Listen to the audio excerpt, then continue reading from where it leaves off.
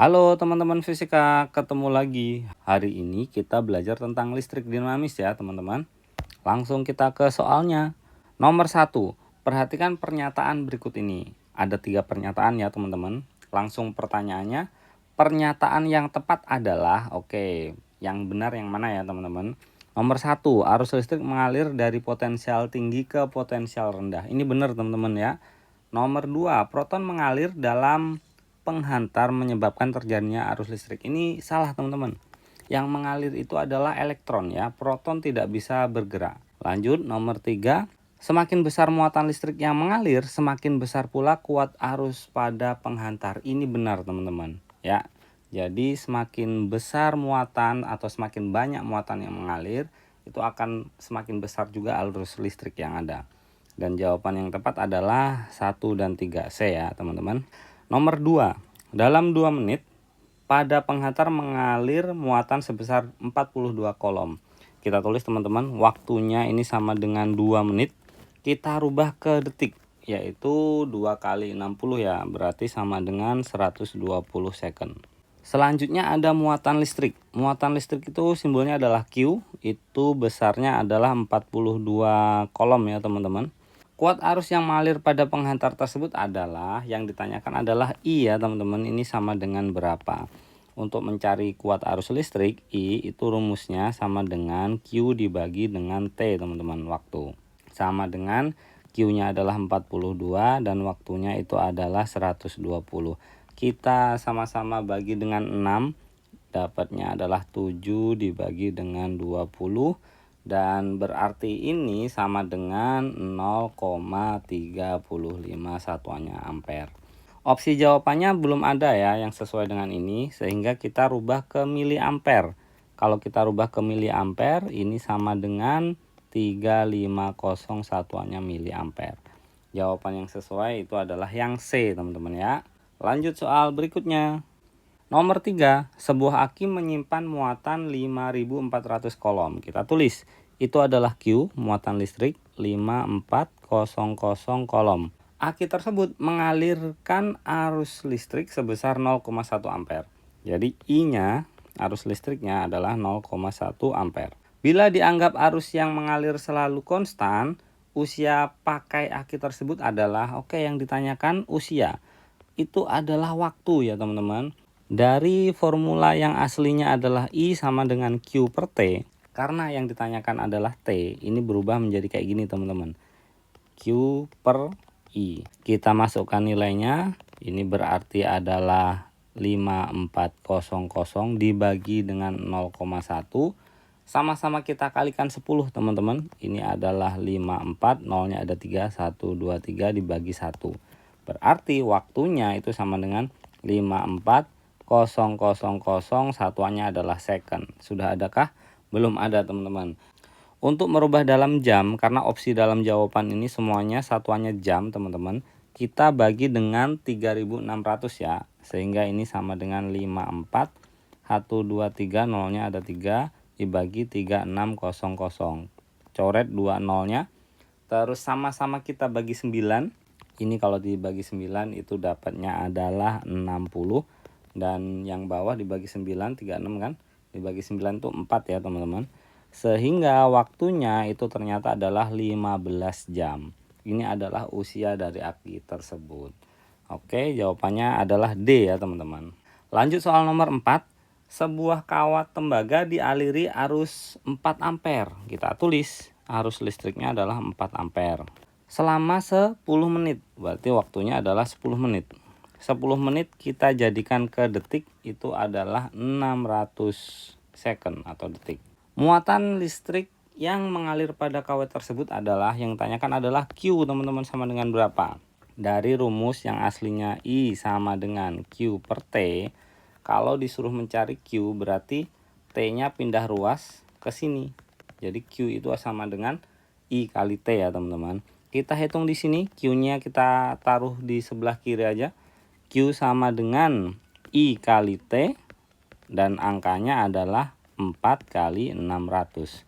Setelah kita hitung 24, nolnya ada 2. Satuannya adalah kolom. Dan jawabannya adalah yang D ya teman-teman ya. Lanjut soal nomor 5.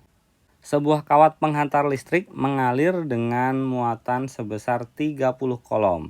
Kita tulis Q sama dengan 30 kolom. Selama 1 menit, berarti waktunya itu adalah 1 menit.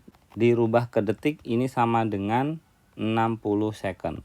Kuat arus yang mengalir pada kawat tersebut adalah I ya, yang tanyakan sama dengan berapa. Oke, ini rumusnya seperti halnya yang tadi juga ya. Q dibagi T, masukkan nilainya, berarti ini sama dengan 30 dibagi waktunya adalah 60, dan ini sama dengan setengah ampere. Setengah ampere yang mana? Oh, 0,5 ini ya teman-teman ya. Jawabannya adalah yang A. Lanjut nomor 6. Suatu elemen diberi gaya gerak listrik sebesar 12 volt. Berarti ini adalah epsilon ya teman-teman.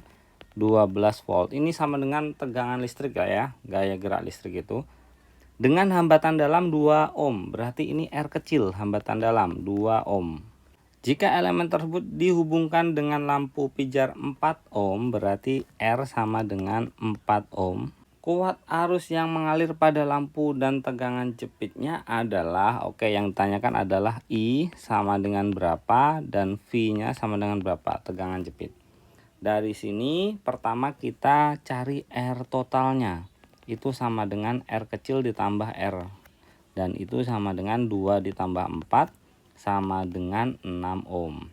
Selanjutnya, untuk mencari kuat arus listrik itu sama dengan epsilon atau tegangan jepitnya dibagi dengan R total.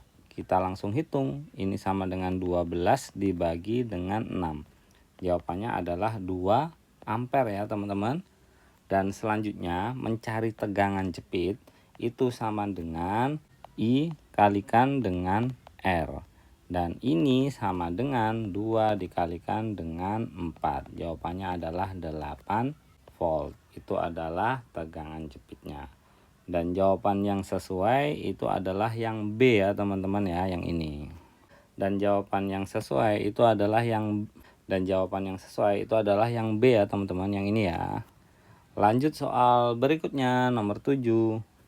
Berdasarkan tabel di samping, urutan hambatan penghantar dari yang terkecil sampai terbesar adalah, oke teman-teman, hambatan itu R kita bisa hitung dari rumus V dibagi I. Sehingga ketika ini teman-teman lihat voltasenya atau tegangan listriknya ini sama semuanya, berarti yang menentukan besarnya R ini adalah arus listriknya, yang ini kuat arus listriknya. Untuk mengurutkan hambatan dari yang terkecil, berarti kita pilih kuat arus listrik yang terbesar. Berarti ini nomor 1. Ini menghasilkan hambatan yang paling kecil. Selanjutnya urutan nomor 2 ini, urutan nomor 3 ini, dan urutan nomor 4 adalah ini. Jadi jawabannya adalah S, selanjutnya adalah P, selanjutnya adalah R, dan yang terakhir adalah Q. Jawabannya yang C ya, nomor 7 ya teman-teman. Lanjut soal nomor 8. Sebuah kawat memiliki hambatan 8 ohm.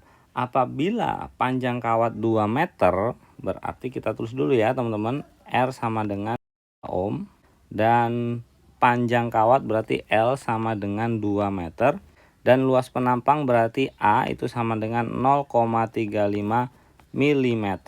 Oke, pangkat 2 ya teman-teman. Berapa besar hambatan jenis kawat tersebut? Yang ditanyakan adalah rho. Ini besar hambatan jenis dari kawat tersebut. Nah, rumus aslinya kita punya R sama dengan hambatan jenis kalikan L dibagi dengan area atau luas. Untuk mencari rho berarti kita pindah ruaskan kayak gini nih. A kali R dibagi dengan L, itu adalah hambatan jenis. Langsung kita masukkan nilainya.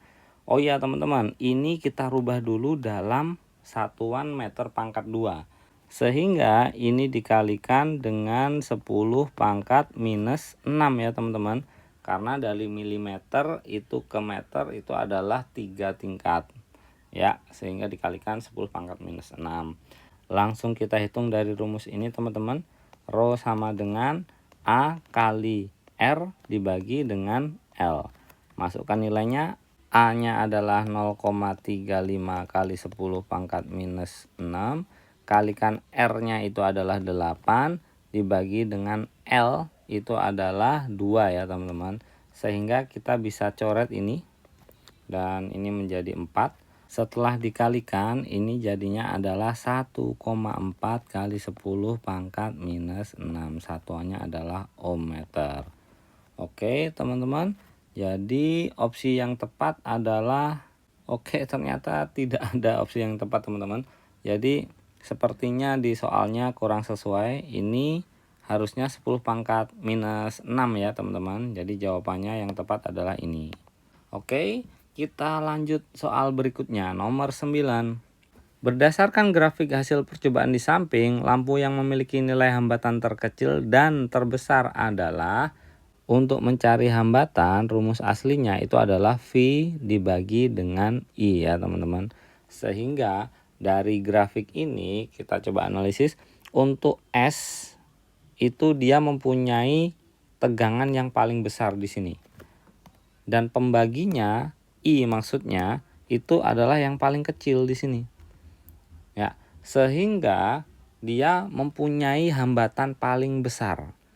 Ini yang paling besar di sini, yang S-nya.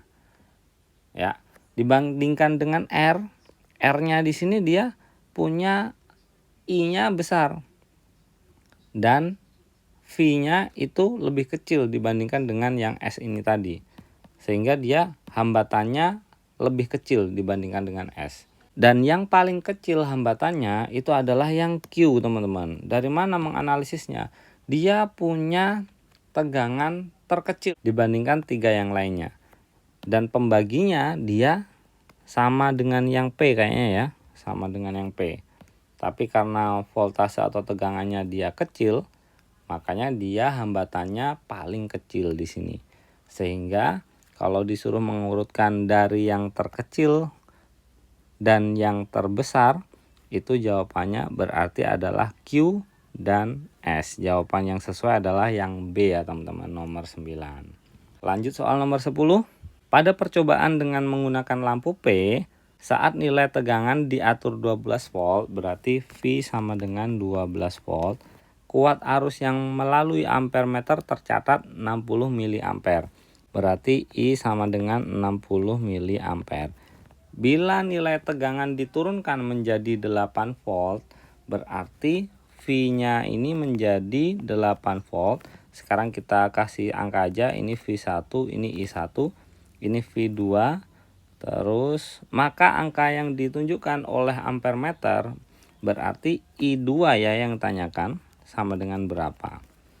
Dari sini teman-teman kita punya rumus untuk mencari R aja lah untuk menyelesaikan soal ini. Itu sama dengan V dibagi dengan I.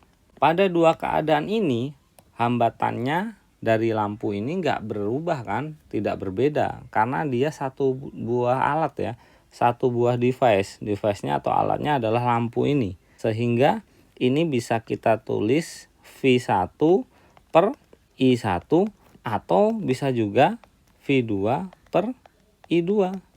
Kita masukkan nilainya. V1-nya itu adalah 12, I1-nya adalah 60 mA. Tidak perlu merubah ke ampere ya teman-teman. Kan nanti hasilnya di I2 juga akan miliampere nanti karena opsinya di sini miliampere. Dan ini sama dengan V2-nya adalah 8, I2-nya ditanyakan. Kita bagi ini dengan 6. Ini adalah 2, ini dibagi 6 adalah 10, sehingga ini menjadi 2/10 sama dengan 8 per I2. Dan kita lanjutkan di sini, 2 kali I2 sama dengan 8 kali 10. I2 sama dengan 80 dibagi 2, dan ini sama dengan 40 mA.